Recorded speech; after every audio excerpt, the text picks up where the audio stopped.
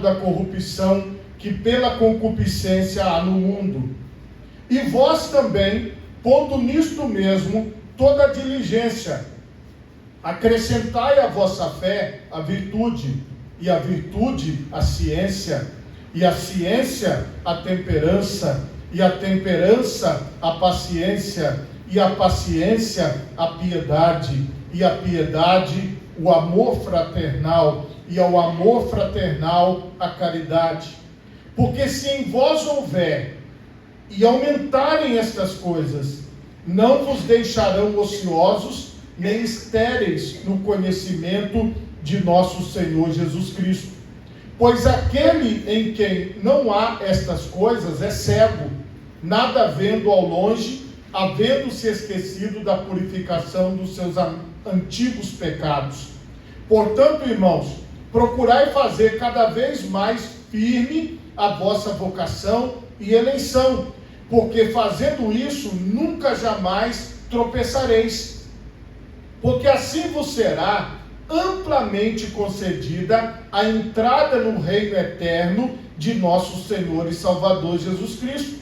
Pelo que não deixarei de exortar-vos sempre acerca destas coisas, ainda que bem as saibais e estejais confirmados na presente verdade.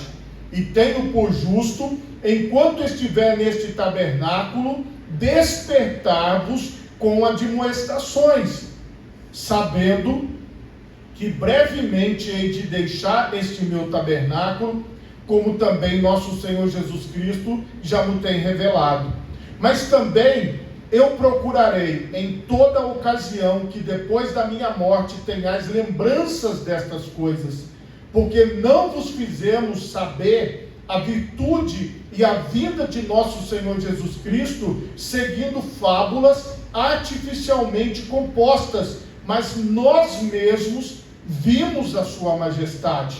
Portanto, ele recebeu de Deus Pai honra e glória, quando na magnífica glória lhe foi dirigida a seguinte voz: este é meu Filho amado, em quem me tenho comprazido. E ouvimos esta voz dirigida do céu, estando nós com ele no Monte Santo. E temos muito firme a palavra dos profetas, a qual bem fazeis em estar atentos, como a uma luz que alumia em lugar escuro, até que o dia esclareça e a estrela da alva apareça em vosso coração. Sabendo primeiramente isto, que nenhuma profecia da Escritura é de particular interpretação, porque a profecia nunca foi produzida por vontade de homem algum, mas os homens santos de Deus falaram inspirados pelo Espírito Santo. Amém? Por favor, levante a sua mão direita o mais alto que você puder, feche os seus olhos e oremos a Deus. Pai Todo-Poderoso, neste momento, ó Deus, eu peço, ó Pai querido, entendimento, Senhor. Eu quero entender a Tua palavra, Pai. E eu peço também, Senhor, que todos os ouvintes também tenham entendimento, ó Deus. Aqueles que estão aqui na primeira igreja do Evangelho Quadrangular, do Estado do Espírito Santo, aqueles que estão nos acompanhando através das redes sociais, que todos, ó Pai, recebam essa graça do Espírito Santo de compreenderem os significados da Tua palavra, em nome de Jesus, amém, e graças a Deus. Podemos assentar, meus irmãos, em nome de Jesus. Irmãos,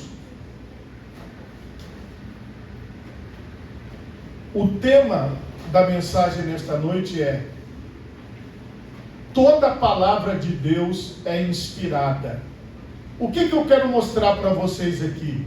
Nós temos, irmãos, nesta leitura que nós fizemos, um ensinamento muito importante para a nossa vida. E o que é que nós temos que fazer com esse ensinamento? Praticar, colocar em prática, começar a agir segundo aquilo que nós estamos aprendendo. Vocês vejam que é a segunda carta do apóstolo Pedro. E logo no início, ele se apresenta novamente, para que as pessoas soubessem quem ele era. Ele disse: eu, Simão Pedro, escravo e apóstolo de Jesus Cristo, escrevo esta carta a vocês que compartilham da nossa preciosa fé, concedida por meio da justiça de Jesus Cristo, nosso Deus e Salvador. Então ele já se apresenta àqueles que têm a mesma fé em Jesus Cristo, ou seja, todos nós temos esta fé em Jesus Cristo. Como eu já tenho falado muito para vocês, a nossa fé, o autor da nossa fé é o Senhor Jesus Cristo e também o consumador da fé. A nossa fé, ela não é a fé de Abraão, não é a fé de Isaac, não é a fé do pastor A, B ou C, mas é a fé de Jesus Cristo, o nosso Senhor. Então, ele não se dirige a nós, mas ele se apresenta como um escravo. Ele se apresenta, na maioria das versões, a palavra é servo, mas às vezes a gente acha essa palavra servo tão linda, mas na verdade é escravo. É aquela pessoa que tinha que cumprir tarefas e que não tinha um salário especificado.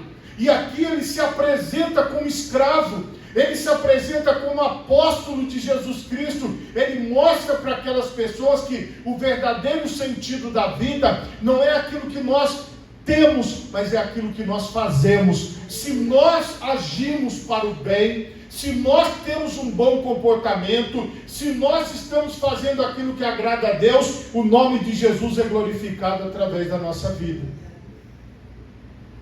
Essa base de ensinamento aqui pode nos colocar no nível que agrada a Deus, mas o desprezo a este ensinamento pode nos colocar no nível que desagrada a Deus. Veja como ele fala, que vocês tenham cada vez mais graça e paz, à medida que crescem no conhecimento de Deus e de Jesus, nosso Senhor. Então, o desejo dele é que nós possamos ter cada vez mais graça e paz. E como é que nós temos graça e paz? Conhecendo a Deus e ao nosso Senhor Jesus Cristo. E como é que nós fazemos isso? Através da leitura da palavra de Deus. E é isso que nós precisamos fazer todos os dias. No versículo 3 ele fala: Deus, com o seu poder divino, nos concede tudo de que necessitamos para uma vida de devoção, pelo conhecimento completo daquele que nos chamou para si, por meio da sua glória e excelência. Deus, irmão, ele vai dar tudo o que você precisa. Deus, ele vai suprir todas as nossas necessidades, mas com um propósito, para que nós sejamos instrumento da sua glória. Deus, ele não vai investir em nós para que nós possamos fazê-lo passar vergonha. Deus não vai investir em nós para que as pessoas olhem e questionem que tipo de crente é você, que tipo de cristão é você. Muito pelo contrário, o investimento de Deus é certo, porque Ele sabe que nós vamos refletir a sua glória. Então você veja que é totalmente direcionado a nós. Esta vida de devoção, esta vida de serviço, essa vida de estar diante de Deus todos os dias, é por isso que Ele investiu em nós. Então Ele requer de nós esta vida, Ele requer de nós este comportamento.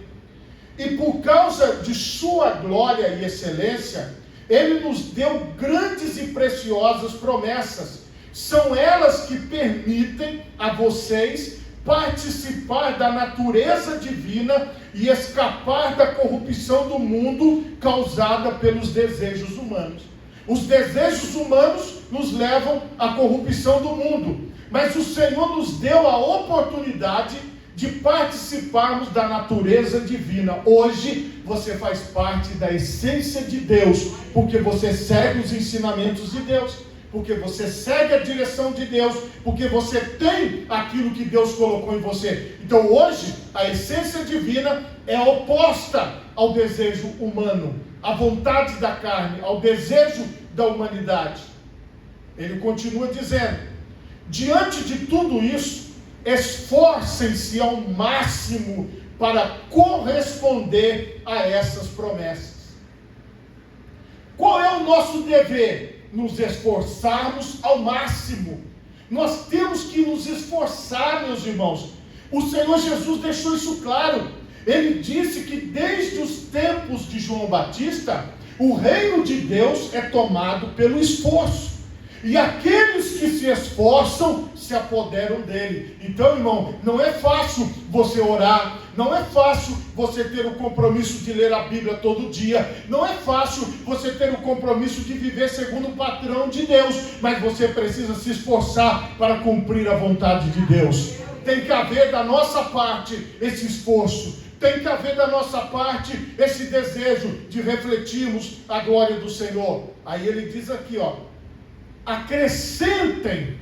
Acrescentar é aumentar, é colocar algo a mais. Então o Senhor está falando, você tem fé, mas você vai precisar acrescentar algo a mais à fé. Ele diz, acrescentem à fé a excelência moral.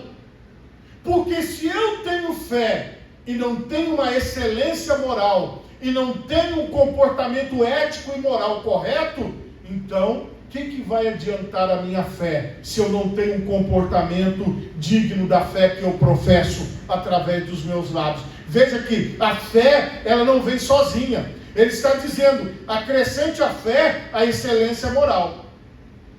Aí você acrescentou a excelência moral, ele diz aqui, e o conhecimento. Se eu acrescento a fé, eu acrescento a excelência moral, aí ele diz, agora acrescente o conhecimento. Porque, irmãos, muitas pessoas entendem de forma equivocada o que é conhecimento. Conhecimento, irmão, é você estar aprendendo todos os dias com a palavra de Deus.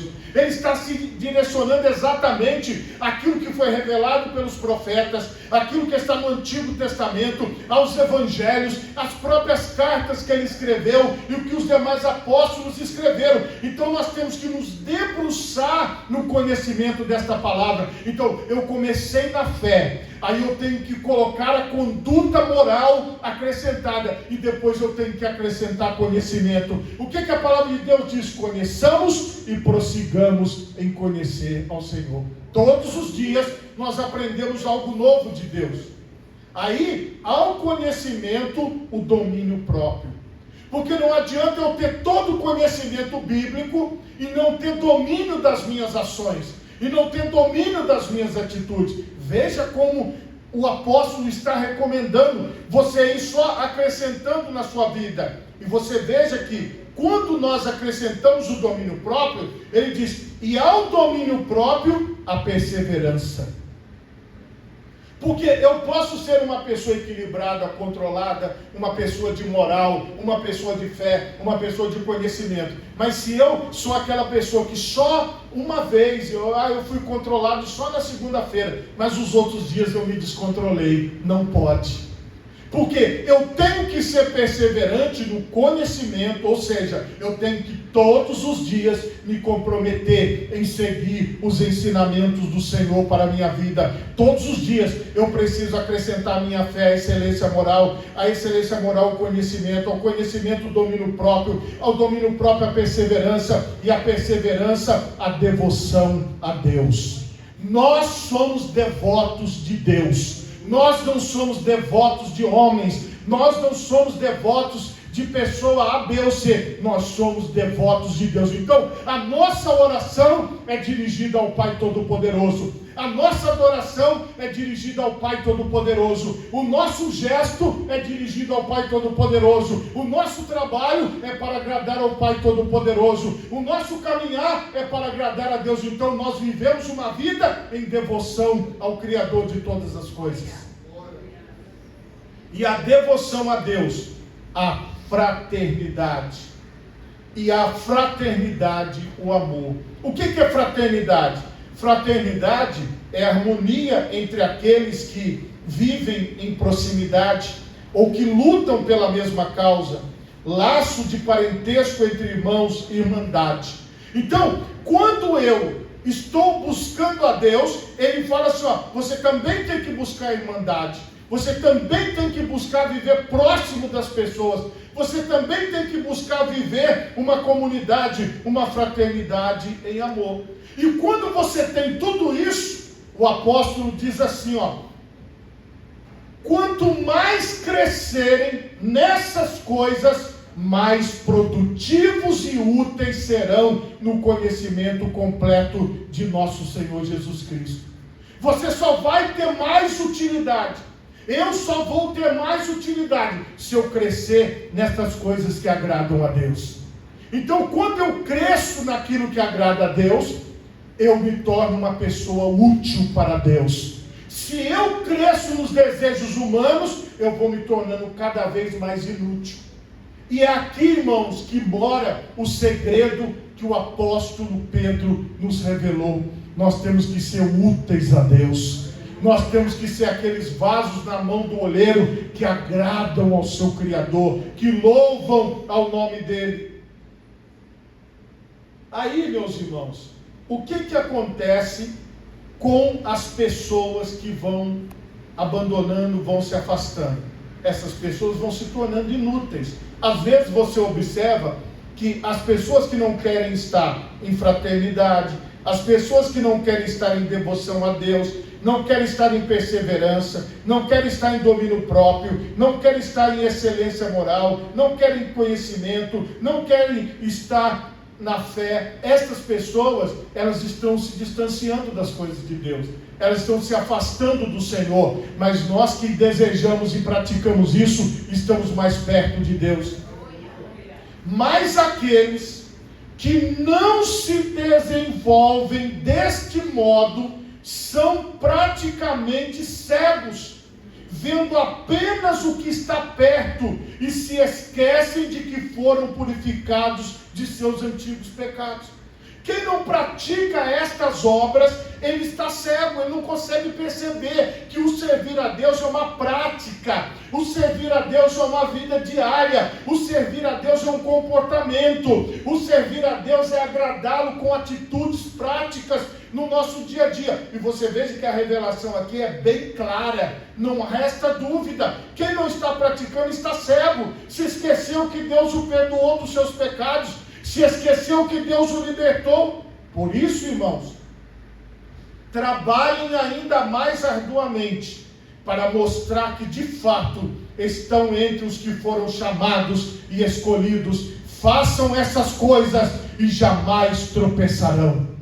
Se nós seguirmos aqui, 2 Pedro capítulo 1, do 1 ao 21, a garantia da palavra de Deus é: você nunca vai tropeçar, você sempre vai estar de pé, e você sempre vai estar diante de Deus, quando você pratica estas palavras, quando você vive para glorificar a Deus segundo essas palavras que nós estamos lendo aqui. Assim, sua entrada no reino eterno de nosso Senhor e Salvador Jesus Cristo será acompanhada de grande honra, porque o próprio Deus vai te honrar, porque você o honrou aqui na terra com o seu comportamento, com a sua vida digna diante do seu altar. É assim que o Senhor vai nos recompensar. Agora veja o que a palavra diz. O apóstolo, ele dá esse ensinamento, e ele vem e explica para as pessoas de onde que ele tira esses ensinamentos. Portanto, sempre lhes lembrarei estas coisas, embora já as saibam e estejam firmes na verdade que lhes foi ensinada. Veja, ele está pregando tudo isso para pessoas com anos de igreja. Ele está pregando tudo isso para pessoas que já eram batizadas nas águas, que já eram firmes. Mas por que ele estava repetindo isso? Por que ele estava falando isso? E é apropriado que enquanto eu viver, continue a lembrá-los. Enquanto nós vivemos, nós temos que lembrar as pessoas da palavra de Deus que precisa ser cumprida.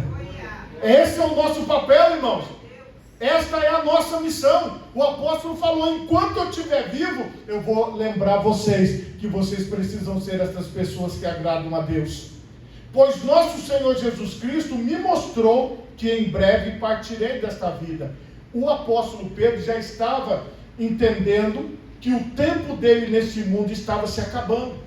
Ele estava dizendo: olha, em breve eu vou partir, e eu estou lembrando vocês destas coisas. Por isso, me esforçarei para garantir que vocês sempre se lembrem destas coisas depois da minha partida. Olha nós aqui em 2024 pregando a palavra que Ele ditou para alguém escrever. O que significa isso, irmão? Esta palavra é poderosa, porque o tempo não a destruiu, o tempo não apagou esta palavra chegou até nós, porque ele diz assim, não inventamos histórias engenhosas quando lhes falamos da poderosa vinda de nosso Senhor Jesus Cristo.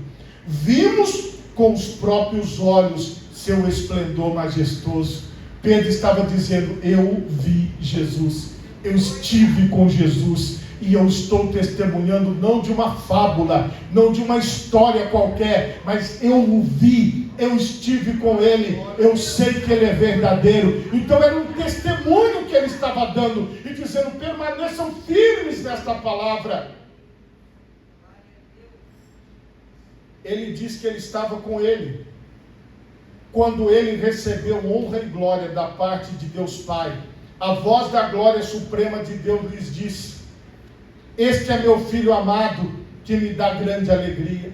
Nós mesmos ouvimos essa voz do céu, quando estávamos com Ele no Monte Santo. Então lá no Monte Tabor, Pedro ele se lembra perfeitamente da transfiguração de Jesus e da voz, e ele dá testemunho na sua carta dizendo, nós estivemos no Monte Santo, nós estivemos com Ele. É por isso que essa palavra está sendo pregada. Ele está dizendo, eu sou testemunha de tudo isso. Além disso, temos a mensagem que os profetas proclamaram, que é digna de toda a confiança. Prestem muita atenção ao que eles escreveram, pois suas palavras são como lâmpada que ilumina um lugar escuro, até que o dia clareie e a estrela da manhã brilhe no coração de vocês. Acima de tudo, saibam que nenhuma profecia nas Escrituras surgiu do entendimento do próprio profeta. Essas palavras que nós pregamos, a palavra de Deus, não é uma coisa que foi tirada da mente dos profetas, não foi como os escritores comuns que inventam histórias. Olha o que a palavra de Deus diz, nem de iniciativa humana. Esses homens foram impulsionados pelo Espírito Santo e falaram da parte de Deus. Esta é a palavra que nós pregamos, a palavra da parte de Deus. Então veja, irmãos, a crescente que o apóstolo Pedro apresentou para todos nós que já somos batizados, que já estamos na igreja, que já estamos em oração, que já estamos buscando ao Senhor. Ele disse que nós devemos viver esta fé, que nós devemos nos esforçar nesta fé, no bom comportamento. Nós devemos nos esforçar na fé, na excelência moral, no conhecimento, no domínio próprio, na perseverança, na devoção a Deus, na fraternidade e na fraternidade com amor. E quando nós crescemos nessas coisas, nós estamos honrando a Deus. E quando nós não fazemos essas coisas, nós estamos como cegos, nós não conseguimos enxergar a palavra de Deus, não conseguimos entender a palavra de Deus, não conseguimos ver a Escritura como uma verdade para as nossas vidas, irmãos. Quem está firme na palavra, Jesus falou que muitas coisas acontecerão. Ele disse, o vento vai soprar, a chuva vai descer, vão combater a casa, mas a casa que é a sua vida, a sua pessoa não vai cair, não vai ser derrubada, porque você está firme na rocha, e a rocha é a palavra de Deus. Esta é a palavra que nós devemos estar firmes nela, e pode ter certeza que se você se mantiver firme aqui, em 2 Pedro capítulo 1, do 1 ao 21, você, olha como ele diz, é isso que agrada a Deus. Você vai ser recebido no céu com honra. Viu, irmão? Você vai ser recebida no céu, irmã, com honra. Porque esta honra não é dos homens, mas é uma honra de Deus para você, que cumpriu o propósito dele aqui na terra. Se você pode, coloque as duas mãos na altura do seu coração. Feche os seus olhos e oremos a Deus. Pai Todo-Poderoso, neste momento, Senhor,